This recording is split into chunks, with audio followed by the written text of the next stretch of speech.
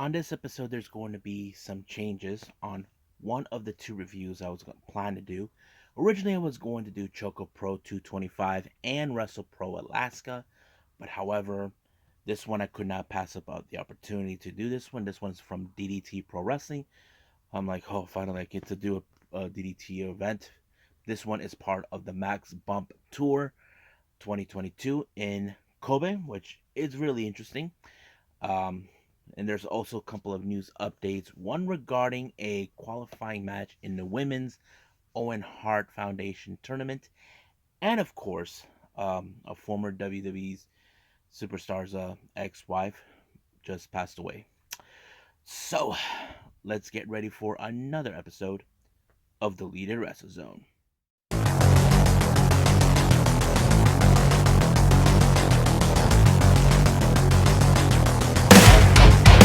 Are you ready? Get up, get up! Get up, get up!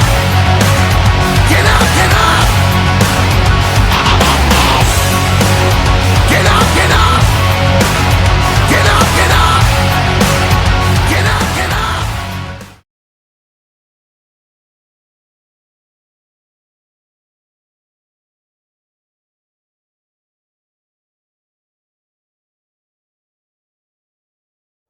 Welcome everybody to the Lead Wrestle Zone, all things that is pro wrestling with AEW, NXT, New Japan Pro Wrestling, Impact Wrestling, the National Wrestling Alliance, various promotions, wrestlers, matches, and championships. I am your host, Gerard here. So, let's begin with ChocoPro Live 225. We have two matches involved. We have the first match, we have Shin Suzuki making his return, according to what they were saying. He was out for quite some time due to being sick, but now he's 100% better. So this time he teams up with one half of CDK and current Asian Dream Tag Team, and of course the KOD Tag Team Champions Masahiro Takanashi. Their opponent is none other than the current Super Asian Champion Balinaki, and of course his tag team partner is Saki. Now, much of this entire before the match even started, Saki was antagonizing Mei Shiruga because I don't know if there's a bit of like who was the best partner that Balin had. I mean, look, from my understanding, from what Balin said, Saki was his first tag team partner when he first started out in Japan. And I understand that part. Mei Shiruga will always be his best bro. So I don't know if Saki's trying to play I will replace her, that type of sort of. Even when they do that thing where she jumps shoulder to shoulder to him, I don't know if that's her way of trying to antagonize her. But the match was pretty good.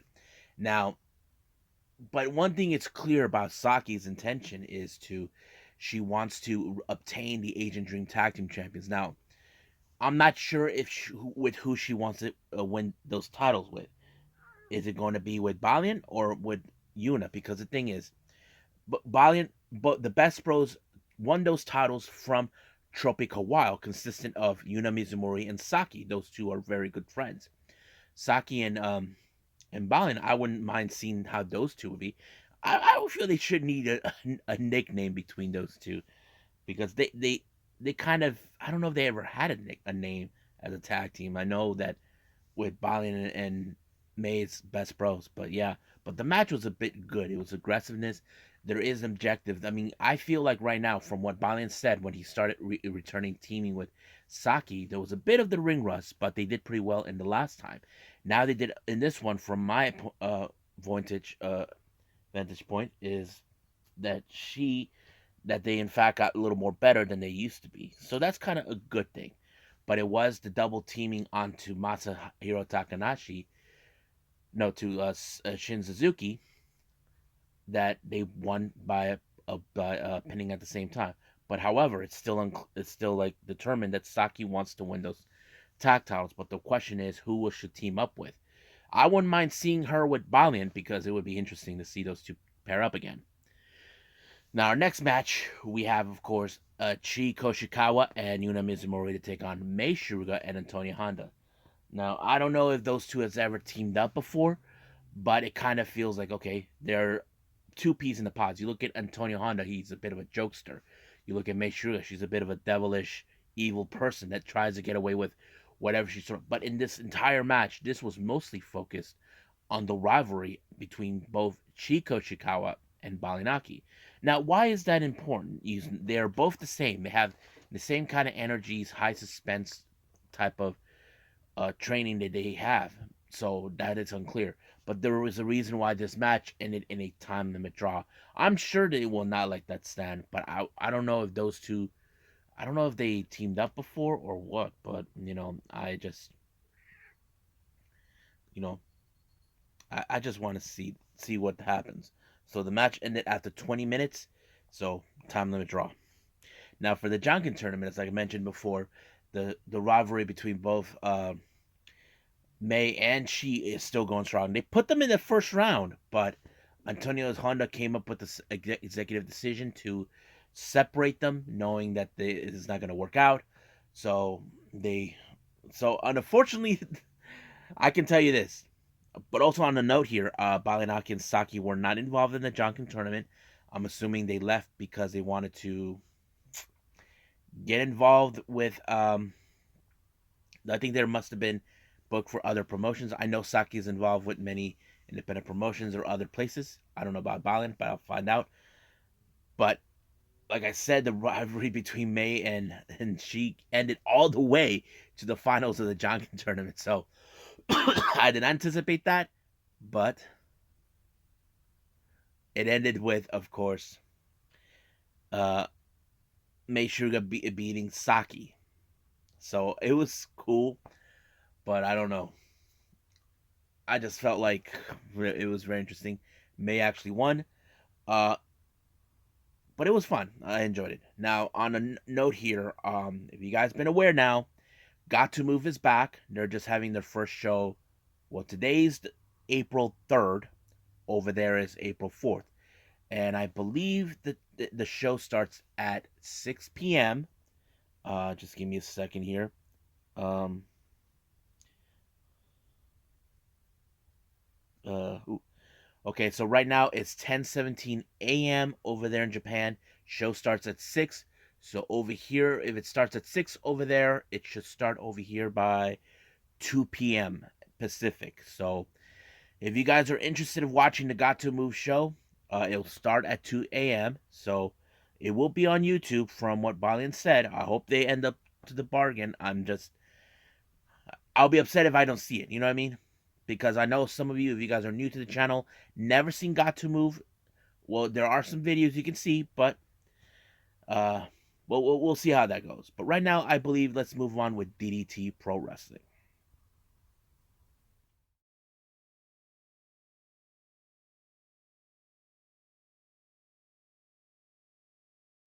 Okay, DDT Pro Wrestling. It's been a while since I did one. This one is the Max Bump Tour 2022 in Kobe and took place on the 24th of April.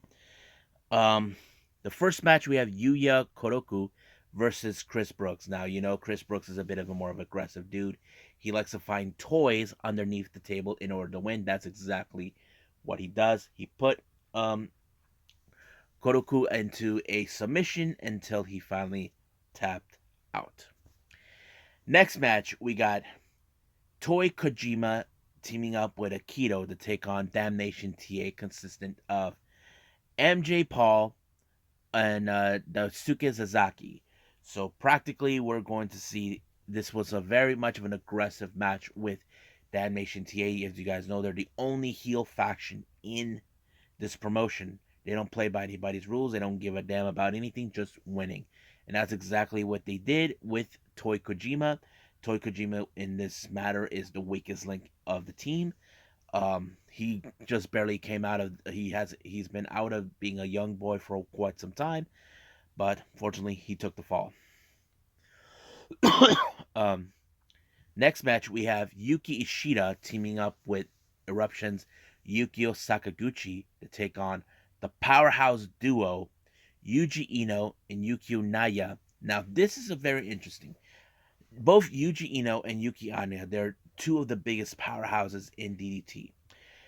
They had a verge of winning the tag team titles, but CDK outsmarted them, playing dirty tricks.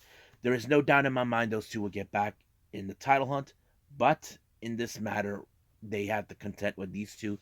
But unfortunately, it was Ishida who suffered in the hands of the being submitted by Yuki Naya to give them the much better advantage for a W. Next up, we got Antonio Honda teaming up with the Pheromones, Danshuko Dino, and Yuki Ino versus Disaster Box, Kazuki Irada, and Totowashu and their partner. This was someone I did not anticipate to be in, but it was unique. Dragon Gates and member of the Natural Vibes, Genki Origuchi. However, when Genki comes out, the match ended in 22 seconds. Pheromones have a tendency to try to win the match quickly as possible and get the hell out of Dodge. Now, normally when it comes to this, the general manager, I forgot his name, he gets sick and tired of these guys like saying, "What the hell, guys? I didn't have you guys try to win the match in 22 seconds." But Genki, he was like upset. Like, I don't know exactly what he's saying, but to me it sounded more like he's not happy with the fact. It's like, hey, I was paid to come here to wrestle, not just be over here watching you guys trying to win the match just like that. So basically, it's like saying you guys are disrespecting me. Come on, I'm being paid here. So they restart the match, and I don't think Genki actually knows the pheromones what they're capable of. Those guys are a bunch of freaks. Showing their asses. But one thing that's funny is once again, Dino's bare ass got electrocuted again, and of course the Fox by Antonio Honda electrocuted it. But I don't know exactly how this happened. Genki put stuff Antonio Honda's face on his ass, on Dino's ass, electrocuted it, and won the pinfall. And I thought it was fun. I thought it was hilarious. But however, before anything could proceed, if you guys know this completely, Kazuki Irada has a thing to dance, even if the moment is right for him before the match or during the match. But however, knowing who Genki is as a member of the dance group known as Natural Vibes, he could not pass up the opportunity. So he gave him a second pair of his glasses to dance with them. And I have to say, it was the most fun moment for him. I think Irada felt happy knowing that he appreciates guys like Genki and Natural Vibes that can do something fun. And, you may never know if Genki will if Irada will make a stop at Dragon Gate and team up with the guys from Natural Vibes. I wouldn't mind seeing that. I mean, it would be fun. Now, our next match, we have Eruption, consistent of Hideki Okatani teaming up with Kazusada Iguchi to take on the other members of Disaster Box, Naomi Yoshimura and Harashima. Now, this was a very interesting match because there was moments where it was focused on Naomi and Hideki because they're two of the younger members of their respective factions.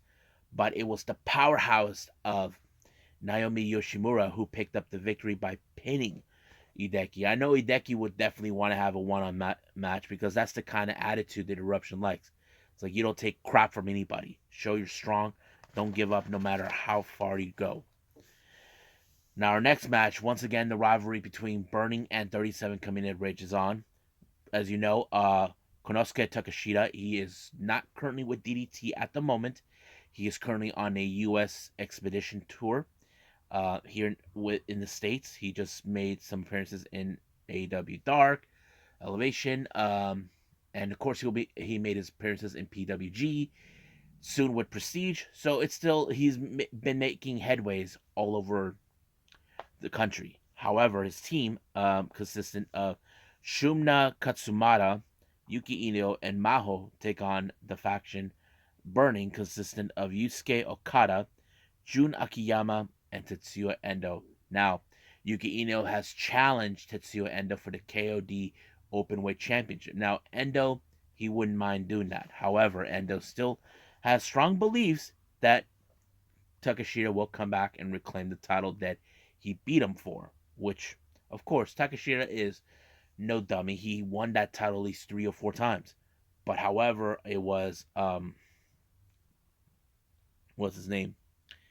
Uh Katsumata who actually lost in the face of being submitted, forced to tap out by, of course, Jun Akiyama, and it was over right from there. So basically, the entire Burning faction are happy that they won this match. So we'll see what happens when Yuki and Endo actually face to face. So I think that's pretty much it with DDT. I believe it's time for news updates.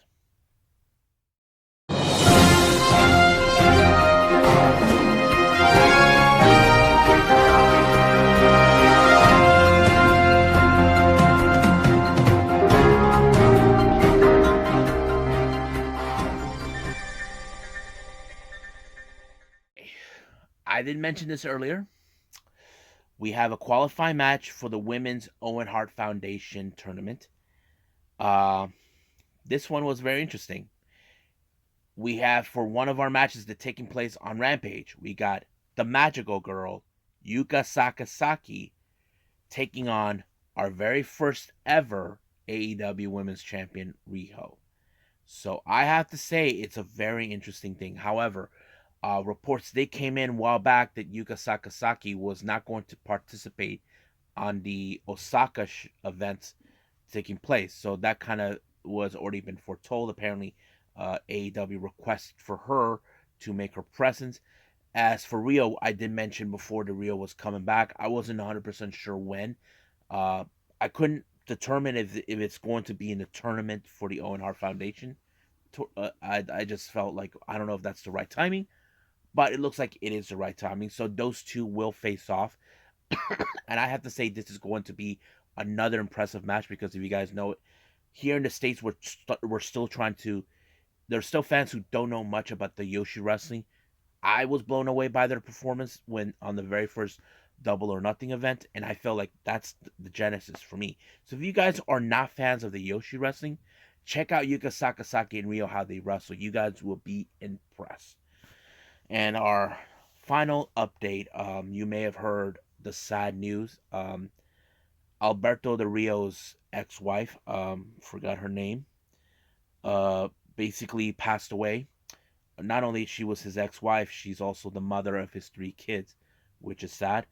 From what they're saying that she died from an illness. Now there is still no specifics of what kind of illness that caused her to for her untimely passing.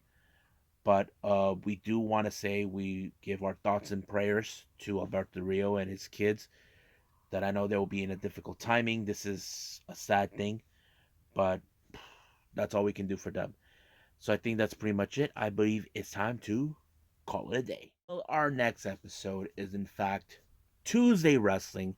You guys know what that means. So we're going to have the NWA Power, AEW Dark, NXT 2.0 Spring Break In. I'm excited what's going to take place on NXT 2.0 with Spring Break In. There's going to be a lot of chaos taking place, but let's see how fun it's going to be. So I'll see you guys on the next DWZ time. Same DWZ channel. I must bid all of you adieu. So, goodbye. Mwah. And have a nice day. Bang.